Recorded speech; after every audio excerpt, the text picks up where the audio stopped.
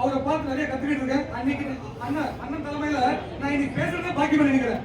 அவரு நான் பொறுக்கும் போதே ஒரு எம்எல்ஏ அந்த மாதிரி ஒரு தலைவர் பத்தில உட்கார்ந்து நான் பேசுறது சந்தோஷம் நினைக்கிறேன். அதே மாதிரி எங்களுடைய தேசிய ஜனநாயக கூட்டணியில் அங்கு வைத்திருக்கின்ற பாரதிய ஜனதா கட்சியுடைய வேட்பாளர் அன்பிற்குரிய சகோதரர் டாக்டர் நாகேஷ் அவருடைய தேர்தல் பணியாற்றுவதற்குரிய மையப்பகுதியாக தேர்தல் அலுவலகம் திறப்பு விழா நிகழ்ச்சியில்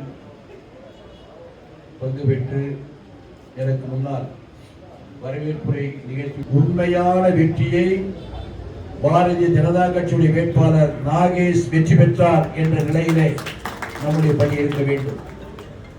அதற்கு நாம் எப்படி தயார்படுத்திக் கொள்ள வேண்டும் என்று சொன்னால், இருக்கின்ற ஒவ்வொரு வாக்குச்சாவடியிலேயும் வேட்பாளர் அறிமுக கூட்டம், சுற்றுப்பயணம் என்று சென்று கொண்டிருக்கிறார்.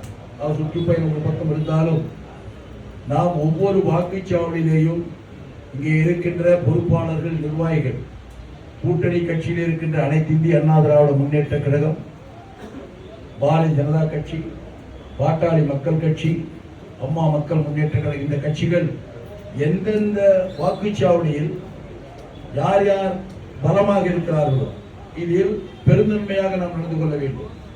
நாம் வெற்றி பெற வேண்டும் என்று சொன்னால், ஒரு வாக்குச்சாவடியில் அனைத்து இந்திய அண்ணா திராவிட முன்னேற்ற கழகம் பலமாக இருக்கிறது என்று சொன்னால், அவர்களோடு இணைந்து செயல்படக்கூடிய அளவிலே மனதை பக்குவப்படுத்திக் கொண்டு பாரதிய ஜனதா கட்சி பக்கமே நிற்க வேண்டும். அதே போல பாட்டாளி மக்கள் கட்சியும் பக்கம் நிற்க வேண்டும். அப்படி இருக்கின்ற பொழுது ஒருவரை ஒருவர் நீங்கள் புரிந்து கொள்ள வேண்டும்.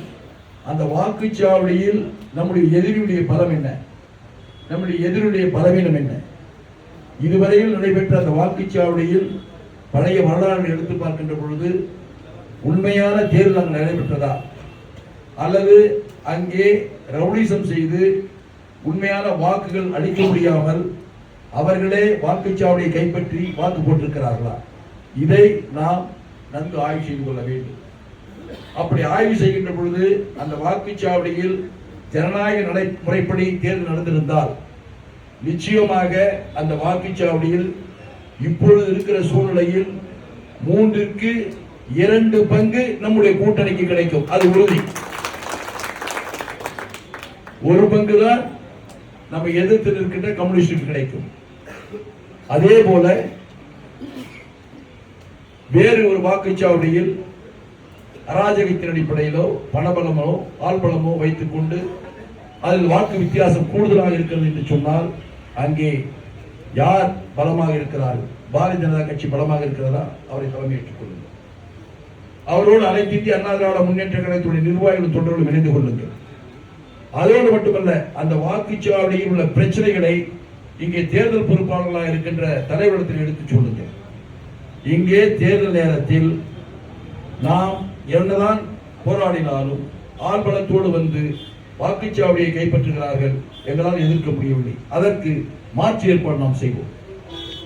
இப்படி ஆள்பலத்தை வைத்துக் கொண்டு வாக்குச்சாவடிகளை கைப்பற்றுவதை நாம் தடுத்து நிறுத்தினாலே போதும், மக்கள் நமக்கு வாக்களிப்பதற்கு தயாராக இருக்கிறார்கள்.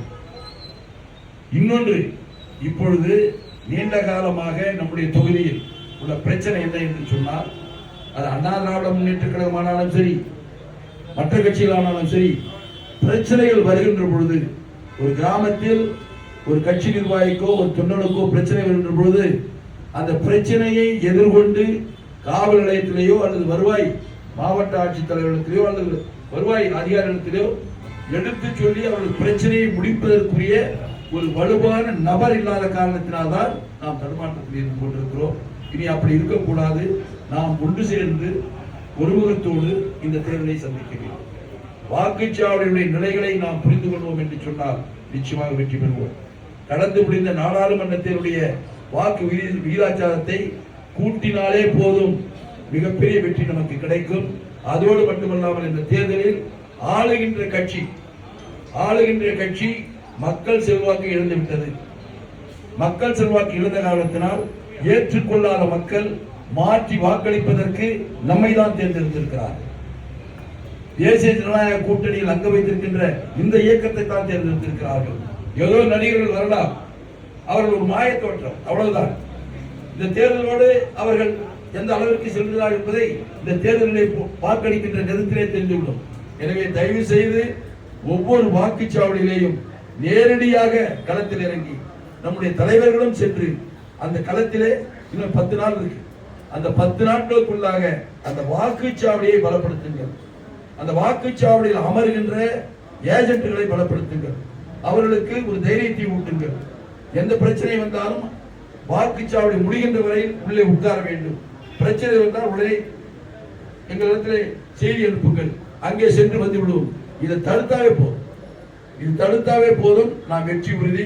எனவே இங்கே பொறுப்பாளர்கள் தயவு செய்து இந்த பணியையும் நீங்கள் மேற்கொள்ள வேண்டும் என்று கூறி, அன்புக்குரிய சகோதரர் டாக்டர் நாகேஷ் அவர்கள் வெற்றி பெறுவதற்கு அனைத்து இந்திய அண்ணா திராவிட முன்னேற்ற கழக நிர்வாகிகளும் தொண்டர்களும் உங்களுக்கு கடுமையாக உழைப்பார்கள் என்ற வாக்குறுதியை மட்டும் கூறி விடைபெறுகிறேன். நன்றி, வணக்கம்.